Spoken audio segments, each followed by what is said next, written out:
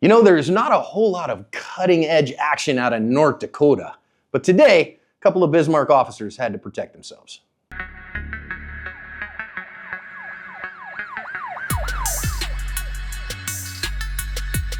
Hi everyone, welcome to today's research-informed defensive lesson here at Active Self-Protection. I'm your host, John Correa. And I'm your co-host, Mike Williver. Today's video, as John alluded to, comes to us from beautiful Bismarck, North Dakota.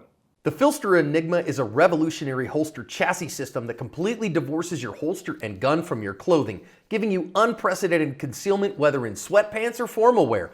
It attaches to your AIWB holster via the wing and allows incredible flexibility for your concealed carry. Get yours at the link below. Officers arrive on scene here because the lady in the white SUV, another patron has called dispatch, I think called 911, because she appeared either drunk or having a mental health episode, and so he contacted her. This is the parking lot of a homeless shelter in Bismarck, North Dakota, and they're like, man, she's either drunk or seriously despondent, mental health episode. We need some help here because she's in her car and looking to drive off. So, and it apparently was the guy that was talking to her. She's inside the car right now. So that guy standing outside is not the driver, is not the one that they called on. It's the one, I believe, who did the calling. Might have been one of the people that is in the cars next to her as well. So then if you go and read all the news stories that I've linked in the description, the officer's going to stand here and talk to this woman for about 6 minutes. And then after that, when he says, all right, ma'am, you need to get out of the car because the car smells like weed and she's acting like she's stoned, she's going to say no, try to run the officer over there. Well, thankfully, she missed the officer. They both draw their guns at that point. Then she backs off and thinks for a minute about driving off. Okay, fine, they're pointing guns at her, telling her to get out of the car. Then she's going to drive and actually hit one of the officers and send him flying and get shot a whole bunch for doing that by the other officer. The officer that she hit was pretty seriously injured. He's going to need an entire year off of patrol to recover and have knee surgery, and she threw him all the way into the fence. We have badge cam from both officers here about what went down, including their original interview. So let's listen in and hear how it goes from here. Hi, what's your name, ma'am? Why are you calling? Why? We got called to come check on you. They were concerned. There's nobody concerned. There was. We got a phone call. What's going on today? Who did you get a call from? Okay. I don't know. It was an anonymous caller saying there was a white. I know, trooper that's sitting what here. they keep doing that. You know, they did that in Nebraska with my children. They keep calling in false reports. Okay. Nothing. I don't think that it's okay for people. I can't help it that people call, and it's my job to come respond when we have a call in, to come check on people. Okay. Now my concern is coming out of my concern. Your concern is everybody. That my concern is that the car smells heavily of marijuana.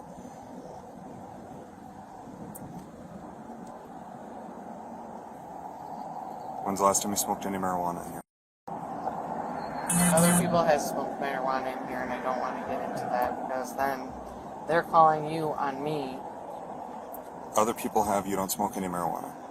I have medical marijuana. I had my card. Do you have a medical marijuana card? I had one. Do you have one current? No. Okay. Have you step outside of the vehicle here? No, you're not. Turn off the car. Turn off the car. No, you're not. 299, keep fleeing. Get out of the car! Get out of the car! Get out of the car! No! 299, she almost struck me. Get out of the car!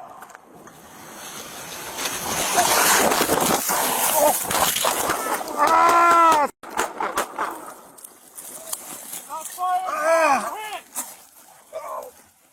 Show your hands! 299, give me Metro, she struck me. Shots fired. Show your hands! Turn off the car. Turn off the car. No, you're not. Get out of the car! Get out of the car! Get out of the car! Now!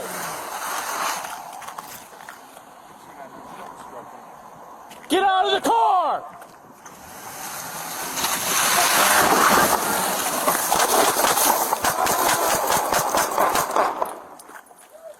Shots fired! Officer hit!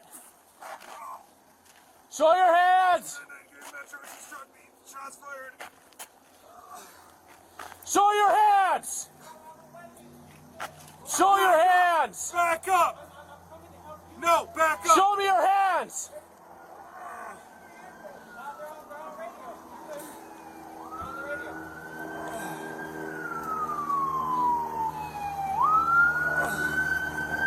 Fuck, I can't move. We got help coming, James. Stay there. Fire department showed up, but efforts to resuscitate this woman proved unsuccessful. She died at the scene. The officer, like I say, who is off on the right of the screen here, he had a pretty darn badly injured knee, and that hit from that car threw him all the way over the berm, the snow berm there, and into the fence, threw his gun over the other side of the fence. He will take an entire year, according to the news stories I've linked in the description, to recover enough to be back on patrol. Hey, fun fact, I have family history in North Dakota. My grandma's family is from Jamestown. Who here in the comments has ever been to the giant buffalo outside of Jamestown, North Dakota? Let me know in the comments. Oh yeah, my Aunt Olga, she used to make us donuts, don't you know? No way. Yeah. So this is one of those cases where, you know, somebody calls in because they're concerned about somebody driving while intoxicated. And this is exactly why they would, because this woman makes such terrible decisions. She decides to get into, you know, an incident rather than take a DWI. She decides she's going to run over a cop instead. And whether that's suicide by cop, I can't tell. But recognize that, hey, I'm of the mindset, because of my personal experience with DWI, I'll absolutely call 911 if you get behind the wheel of a car drunk, because you're a attempted murder in progress. Yeah, and I also think, John, at this point, I strongly suspect that she's very despondent. I suspect that people talking to her were talking to her about potentially she's considering some kind of self-harm that would explain why she did what she did at the end. Plus, some of the statements she made at the window lead me to believe she was probably thinking about some kind of self-harm. With that said, I think the officer who made contact did a great job of trying to just be like, hey, this is what's going on, and reason with her, and then she ends up pulling away at the last second. Look, we had a lot to say about this video, but this is like a nightmare all cops have, is ending up in this position. They really do. And recognize when he escalates it, and it's fine for him to escalate it here. He says, okay, I need you to get out of the car, because clearly, you know, we need you to not be behind the driver's wheel of a motor vehicle. That's a time for escalation.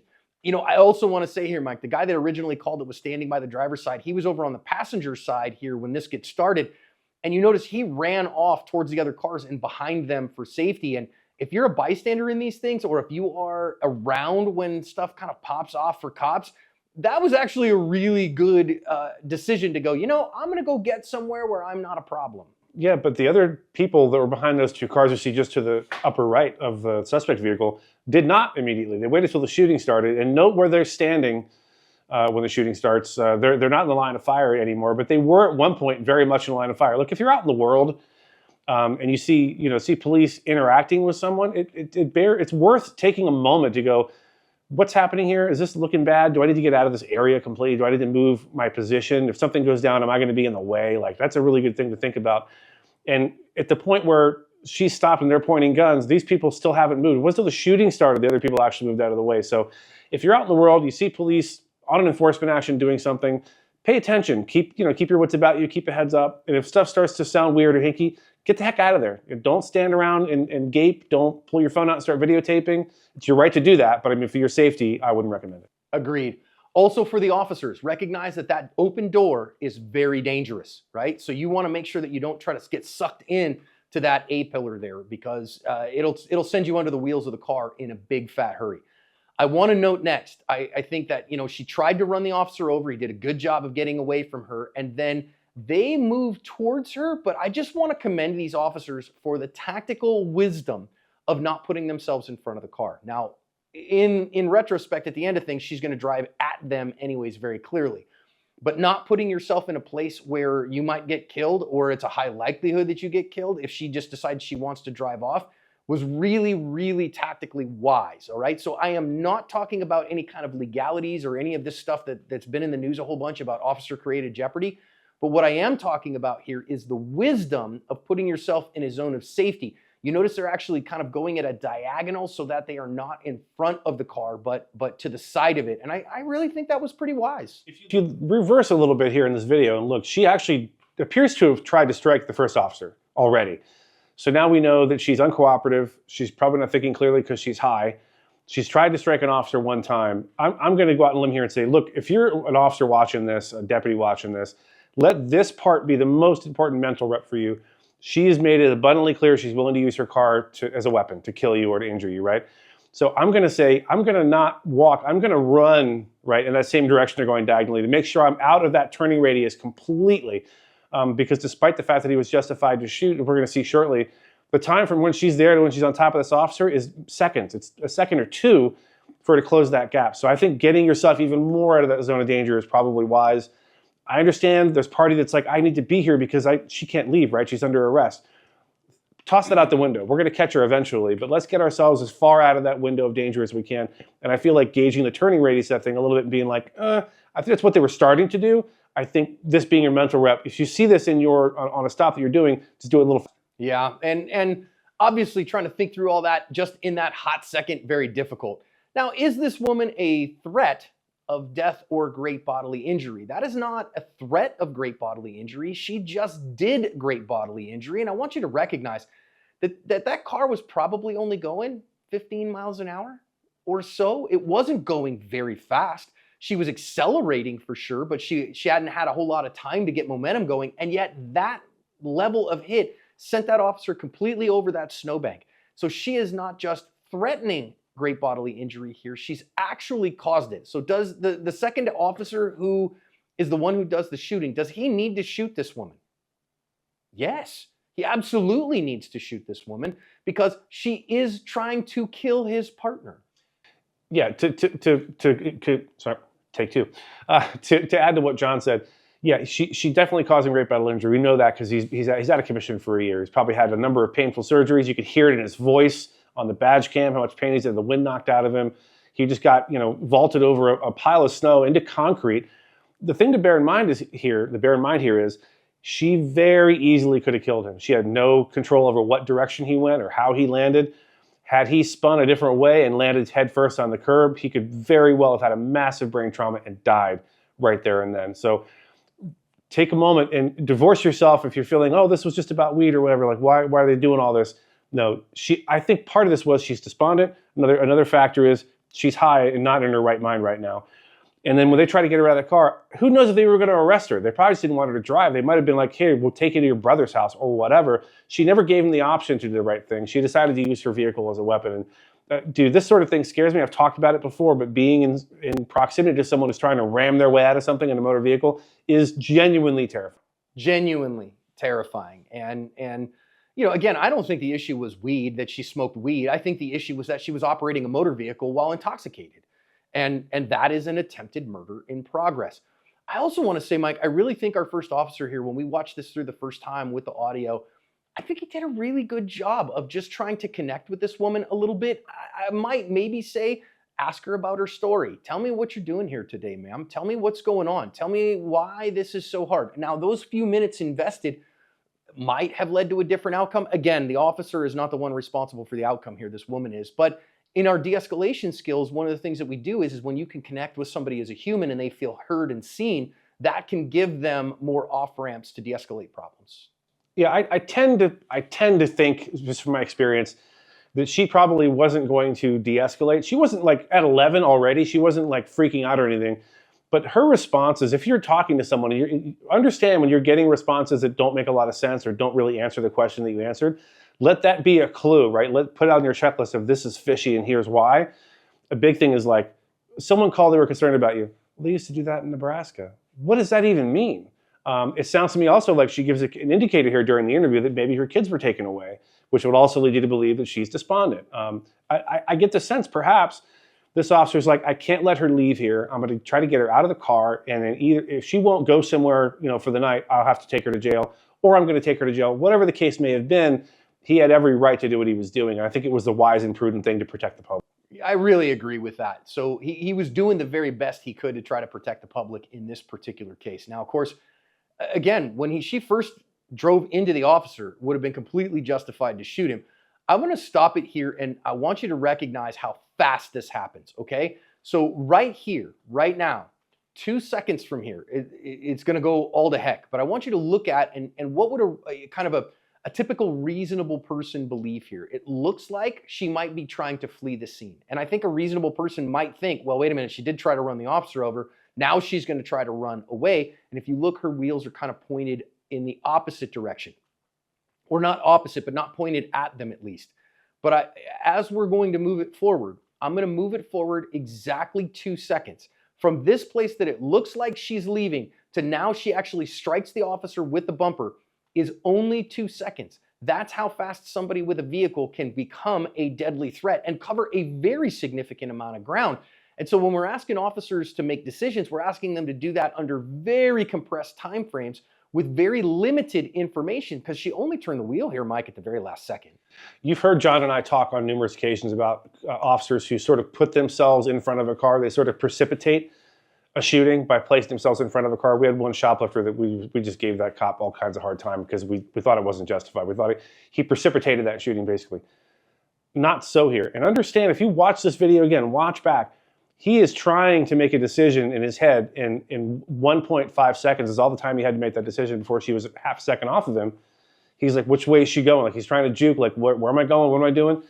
And I think he recognized at that point, if he'd have tried to start shooting at her at that point, that he might have got her, he might have killed her. Would that have stopped that vehicle's momentum? No chance. She still would have hit him. So at this point, I think he was really just trying to get the heck out of the way and couldn't tell which way to go. And, you know, there's such a thing as cognitive overload. There's too much happening too quickly, and my OODA loop is not sufficient. It's not quick enough to handle this information that I'm getting. And I think he attempted to get out of the way. She's just too fast for him. She's just too fast for him. Sometimes, and almost always, as an officer, remember, you are going to be facing a reactionary gap. You're going to be facing an initiative deficit.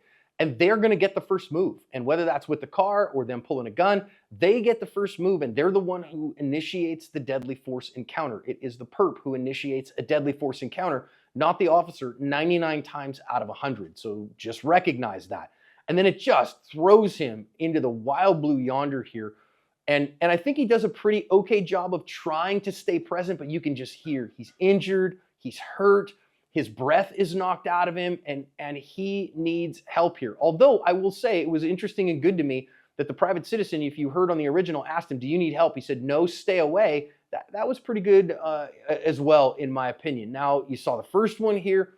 I want to stop this next one where he decides he needs to fire. And this is important. Remember, the decision to act, the stimulus that comes in, what we know from studies of human perception and human behavior is that it is about 0.56 seconds plus or minus 0.08 from the time that the stimulus is received till the time that the action begins. And this is a half second right here before this officer fires a round. So this is the stimulus he is receiving when he says, oh no, I need to shoot this woman, to then make that happens. So from this point forward to the place that his first shot breaks, half a second. And right now, you notice this woman is probably 15 feet from his partner, and she's already hit his partner by the time he makes the shot break. So human decisions don't happen instantaneously. It takes some time. Yeah, I agree with everything John just said. I'll add to that. I think your second mental rep out of this, if you're watching this out there, officers, deputies, agents, and we appreciate you watching, by the way, is this. If someone has showed a propensity for violence with their vehicle, which she has, she already tried to ram the one officer, just she didn't have as much leadway to get up, or headway to get up enough steam to actually hit him. She's probably going to try it again. Ask yourself this question. What are the odds that I'm going to, with a 9mm round out of my pistol, I'm going to be able to get accurate fire through a windshield onto this person in time to stop them from doing what they're doing? This is a thought I'm working out in my head as I say these words. I don't think the odds are very good at all. I really don't. I think the odds of getting effective fire to turn her motor off and get that car stopped are really slim when you think about it. They've got to get an accurate shot. They're moving. She's moving. And there's glass and metal in between you and her. I think the thing here to do at this point is get the heck out of Dodge. Get out away from her, get in that zone of safety, inside her turning circle, try to get back to your cars. I think this is, and again, and work this out in my head as I say the words, I think the thing to do here is to get the heck out of the way. Because even if you get rounds off, the odds of you stopping that person from doing what they're doing, I think are slim. What do you think, John? I think absolutely slim. Now, I know some people are going to be like, oh, okay, wait a minute. she's high-sided at this point. He shoots probably another 5 shots at that point, which is true, except for I want you to recognize that there's a decision to start shooting and then there's a decision to stop shooting. And once the gate has opened, that your trigger finger is moving and acting and you are putting shots on target, it can take up to a second for a stop signal to get to your finger. And that's just the way that human decision making and motor programming work. And so, that can be 5 extra shots. I don't think he took that long. It could be as little as a half second as well. That same half second of stimulus change, which can be 3 shots. So 3 to 5 extra shots at the end can just be the act of stopping the starting of shooting. And he didn't know that she was high-sided at this point. Once she was definitively stopped and didn't look like she was going to go anymore, he stopped shooting. And I think he did an excellent job here. I think both officers here did a really good job. I think that they tried to help this woman if they could. This wasn't about the weed. This was about the driving while intoxicated. And she's the one who decided to turn a DWI charge into a death sentence. She put the quarter in the jukebox. So unfortunately, she gets to dance to the tune. We wish the officer in this particular incident a full and complete recovery. Both of these gentlemen did a great job of covering their asp.